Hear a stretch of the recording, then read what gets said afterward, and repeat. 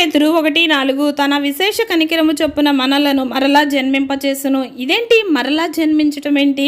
మనిషి జన్మించేది ఒకసారే కదా అనుకుంటే బైబిల్ గ్రంథంలో నికోదేము అనే వ్యక్తితో యేసుక్రీస్తు ప్రభువారు అంటారు, ఒకడు క్రొత్తగా జన్మించితేనే కానీ దేవుని రాజ్యంలో ప్రవేశింపడు. మరి నికోదేము అంటాడు, నేను ముసలివాడిని మరలా ఎలా జన్మించగలను అంటాడు. రెండవ జన్మ అనేది లోకంలోని వారికి ఎలా ఉంటుందంటే ఒక వెర్రితనంగా ఉంటుంది. కానీ వాస్తవికంగా చూస్తే మానవునికి 2 జన్మలు అనేవి అవసరం.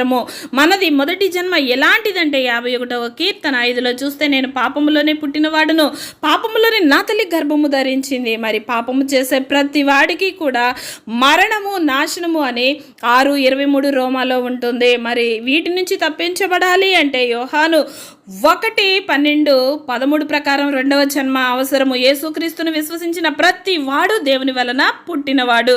మరి దేవుణ్ణి ఎవరైతే అంగీకరిస్తారో వారందరూ కూడా ఆయన కుమారులు.